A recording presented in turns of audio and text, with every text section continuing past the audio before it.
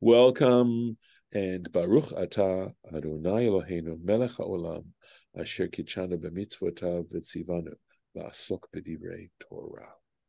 Amen. Thank you. And here we are. Hopefully you will see it in a moment. And this chapter 15, is called Brit Bein HaBetarim, the covenant between the pieces. It is an extremely significant chapter in Genesis and in the covenant that God makes with Abraham and his descendants, as we will see.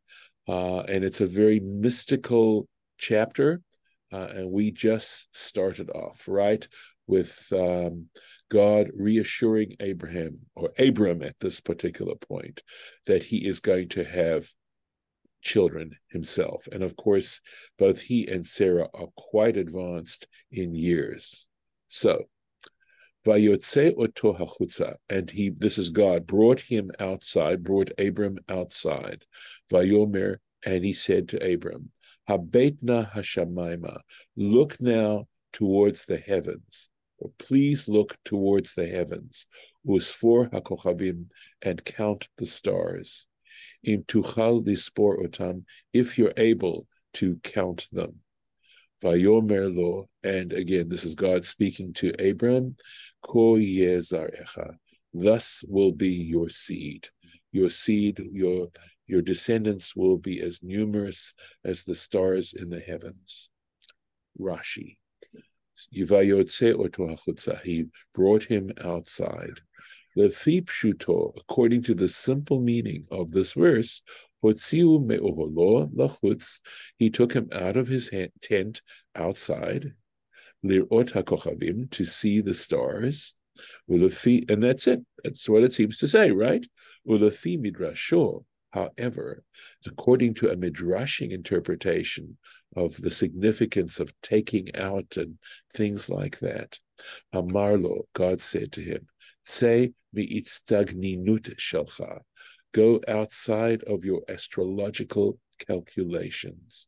Remember, Abram came from Babylonia, and the Babylonians were very significant in developing astrology and that particular branch of knowledge, which to this day, of course, is something that very much influences Far Eastern cultures like India and China, etc., where they feel there is a connection between human beings and the heavens.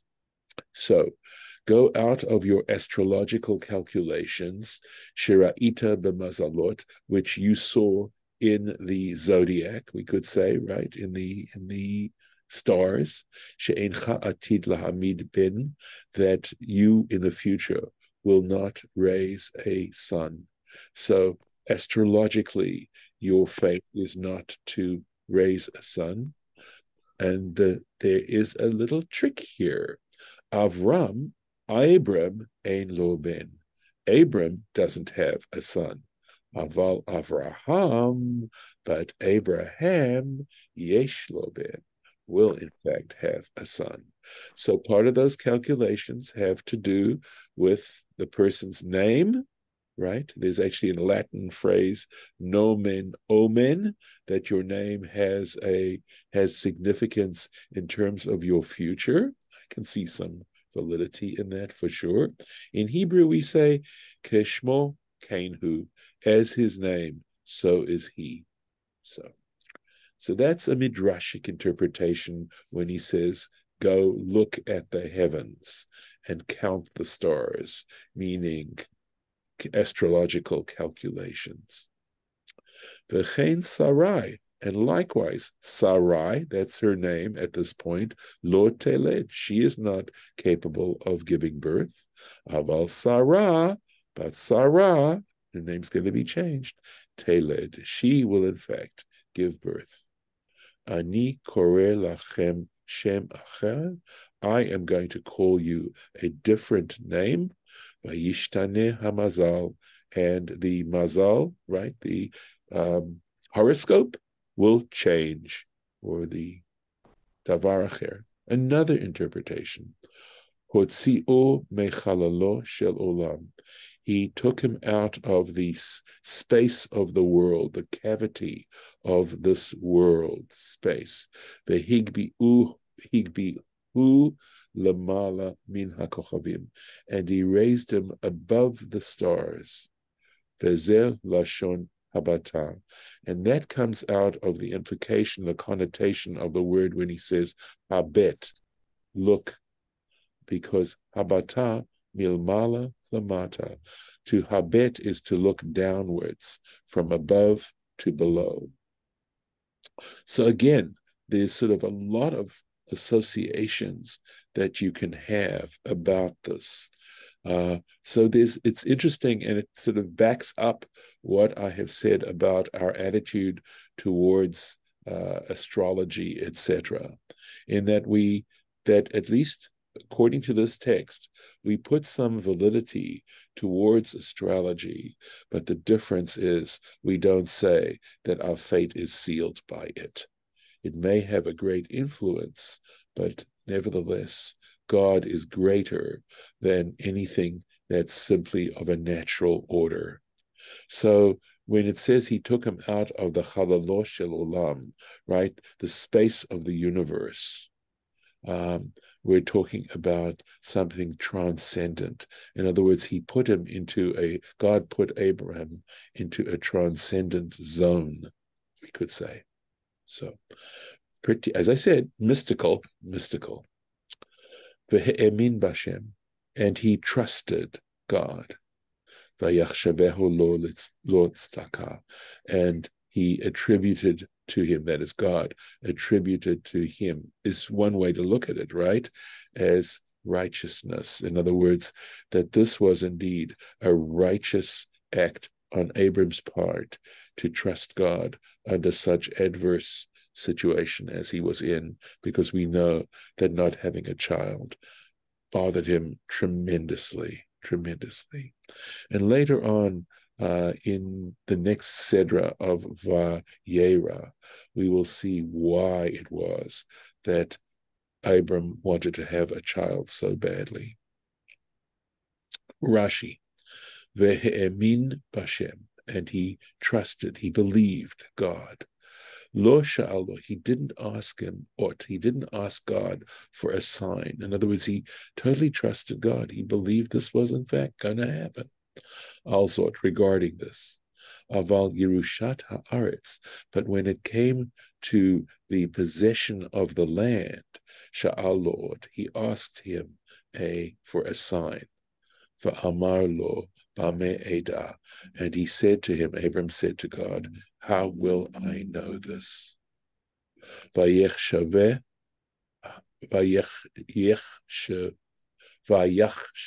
excuse me, Lord tzedakah. He attributed to him righteousness. Right. Let's take a look at the Rashi. Hakadosh Baruch Hu. So the question is, was it Abram who saw God as being righteous? Right? Is that what it means? Actually, we flip it and we say that the subject of Vayachshaveha is God, Hakadosh Baruch Hu, the Holy One, blessed be He, Chashva la'Avraham. He thought of it, or he attributed to Avram, Lizchut, as merit, for merit. He gave him credit for it, v'litzdaka, and as an act of righteousness, al ha'emunah she'emin bo, regarding the faith with which he trusted him, the faith that Abram had in God. It's interesting, right? That, yeah, Golda, hi. Hi. Okay. So I'm going off from this. Abram is Ishmael's father.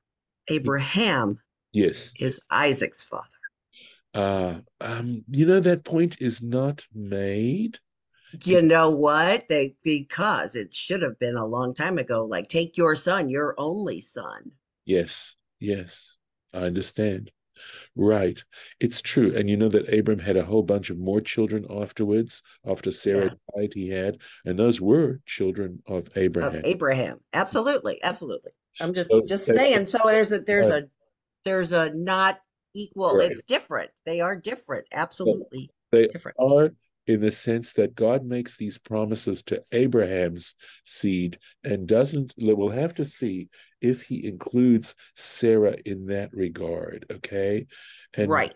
and it's given me, as I've read this Parsha in my own preparations, it's given me a lot of, I've thought a lot about in terms of the land of Israel, right?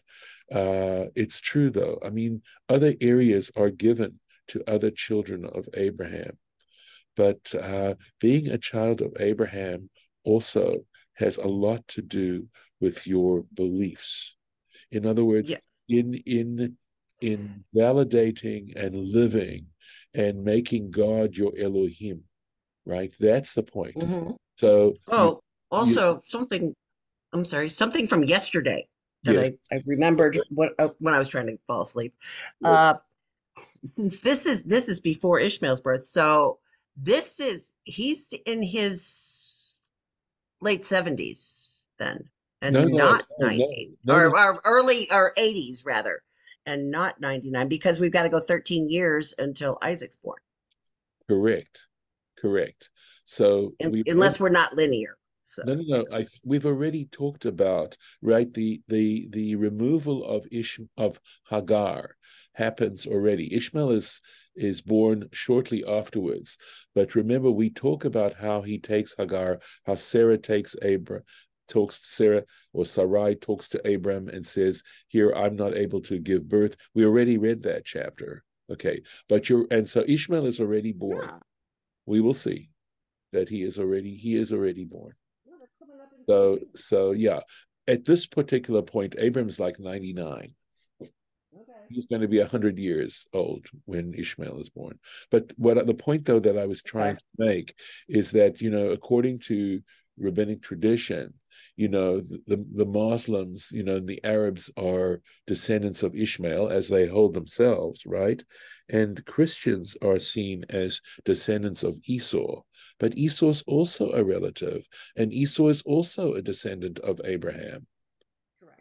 for sure. I mean, yes, Okay. through Isaac. Yeah, I'm getting lost in linear. Sorry. Right. Well, because we break it up so much, it's Right. years since we discussed some of these things. Right. And anyway, but Exactly. I mean, to bring that point home, I'm trying, of course, to think of how we ever resolve these issues within the land of Israel and its possession, which have plagued us and plagued us and plagued us over the millennia, and whether or not, in fact, we can find seeds within the Bible to allow us to share that area a little more than we're doing right now, and not to, even from a religious point of view, although I know I would not convince anyone, who holds an Orthodox position. I know I wouldn't anticipate it. At any rate, let's. Okay. It's Yeah, just my, brain is doing what my brain does. it's all right. We love Okay. and we All love right. you for it, Golda. Thank you. Okay. Davar acher, another interpretation. Bame eda lo sha'al lo ot. Okay, so what do we mean bame eda? How will I know? Right, it's over here. Here's the bame eda, right? Uh, Lo sha'al lo'ot. He did not, when he said, "How will I know?" He wasn't asking him for a sign, Ella amar lefanav, but what he was saying before him, that is, what is Abram was saying before God. Hodi enu be'eza zechut, let me know through what merit yekaimu ba, right? They will in fact accomplish it. This is talking here about the land, right? The land of Canaan. How will they be able to establish their right to the land? Look at this. Amar lo HaKodesh Baruch Hu, said the Holy One, blessed be He, B'zchut HaKorbanot, through the merit of the sacrifices. And I happened to be studying of the tractates of Achim and Menachot. It's a part of the Mishnah that deals with sacrifices, and there's a discussion as to, what exactly is the significance of the sacrifices, and of course, karev means to draw near, right? And the idea of the animal sacrifices as symbolizing our relationship to God, and the degree to which our lives are connected to the divine. And that when we talk about sin offerings, for example, the idea is that the animal is a substitute for ourselves, realizing to what degree, when we commit sins, the way in which our own lives then become suspect, or I can't think of the right word right now, but the fact is that in a sense our lives are no longer valid when we sin against our Creator. There's such a lack of gratitude and appreciation when we choose to sin against God. I mean, and there are degrees of sin, etc., etc. But we will get into this in just a little bit, and the way in which the sacrifices operate. Now, we also know that there's also thanksgiving offerings, not just sin offerings, but also offerings of appreciation and thanksgiving. And again, the idea of wanting to give God the greatest thing we can give, which is ourselves, as an act of gratitude. So I'm just skirting the surface of the significance of this particular comment on the part of Rashi. But I think in this case, for a sacrifice to be valid, it requires a person to be 100% sincere about what they're trying to express physically through the sacrifices. And it's talking about a level of behavior and thought, because intention is one of the first things they start discussing in Masechet Zvachim. Is one was the sacrifice done with the proper intention? And there are various levels of intention that are involved in this that have to be accomplished in order for the sacrifice to be valid. So, big subject. So, going back, here we go into the next sentence.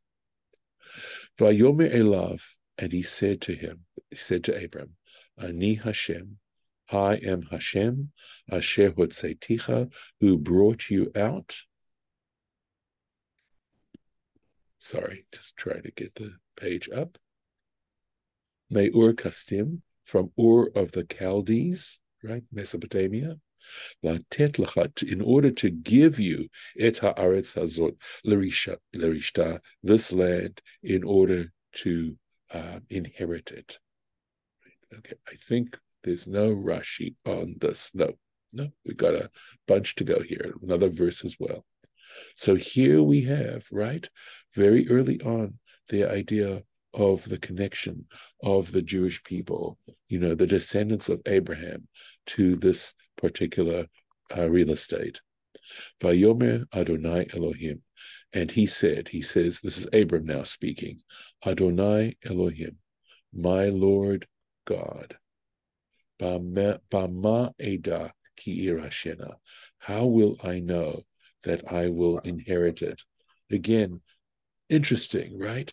The issue of the relationship of the Jewish people to the land of Israel is interesting.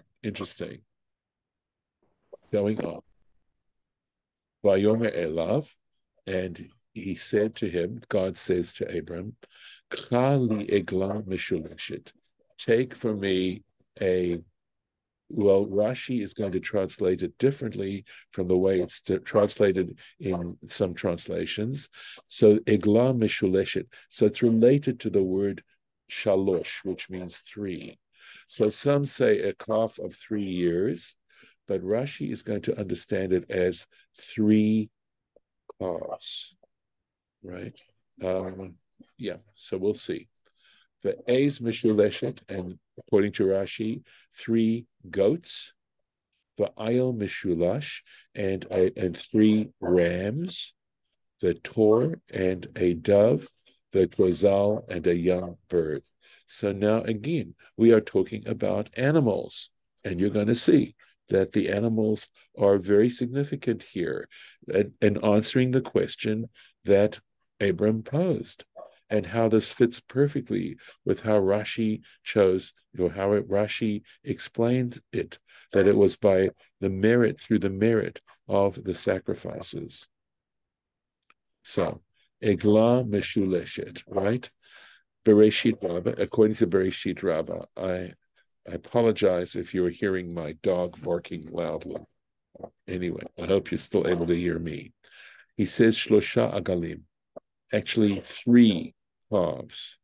Remez, an allusion, Shlosha Parim, to the 3 cows, literally, or 3 bulls, excuse me, 3 bulls, Par Yom HaKippurim, the bull that was brought on Yom Kippur, Par He'elem Davar, and a bull that was brought in a case where the Sanhedrin missed some element of law and did not teach properly. It was something that was hidden from them, Shel Sibur, regarding Helem Davar Shel Sibur, meaning this whole concept, meaning a case where the entire community was and represented by the Sanhedrin, that they didn't realize that a transgression had been made, right? The Eglah Arufa, and we're talking about the calf whose neck was broken. That is the calf that was brought in a case where a body was found outside a city and no one knew how this person was killed. And again, you think about why these particular offerings were important. And I'm sure that a lot of ink could be spilled in terms of why these 3 particular things and how it held up the level of righteousness of the people, that they deserved the land of Israel. Again, now the Eiz Mishulashet, and a goat that was 3 goats. Remez, again, an allusion, the Seir Hanesa Bifnim. So this was the goat that was done on the inside. This would be within the blood that was sprinkled inside. And I believe we're talking here about a sin offering that was brought on the part of the Sanhedrin, or in fact, I believe the king, that if either of these people, the leaders of the community, committed a sin, they had to bring the blood of this particular goat into the sanctuary itself, whereas a regular sin offering, the blood was simply sprinkled on the altar outside, the bronze altar outside. Usirei Musafim Shemoed, and the goats of the additional offerings brought on the festivals. Useir Chatat Yechid, and also a goat regarding a sin offering of an individual. Again, these offerings declaring in a very profound kind of way that relationship that we have to our Creator. That when we talk about God being our Creator, it has a profound meaning for us. For Ayil Mishulash are 3 rams. Asham Vadai, this was a ram that was brought in a case of a guilt offering, that a person realized that they had transgressed and committed a transgression, right? The Asham Talui, and it's mentioned if a person wasn't aware of, I believe the situation is where he isn't certain as to the nature of what he has done and what he needs to bring. Okay, the kivsa shel chatat yechid, and we're talking about a ewe of a individual sin offering of an individual. The tor, and this is a dove the gozal, translated as a young bird by Safaria. Rashi says the gozal is Tor uven Yonah. So the Torah talks about a dove and a pigeon, right? So there were slight differences between these two kinds of birds. So that's what Rashi was saying.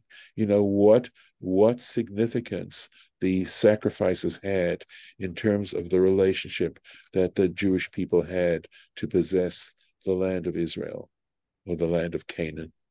Okay. We'll take, I'll just do this. Let me stop here, actually, because there's a lot to be said about what's going to come up in a moment, as we'll see, as Abraham prepares to these animals for this covenant that he is going to experience and that God is going to make with him and his offspring.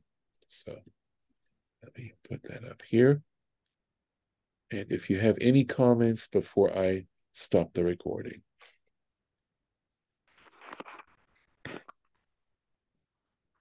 Okay, I'm going to stop the share. Any thoughts before we stop the recording? Yeah, God promised Abraham Israel. What about Ishmael and his tribe?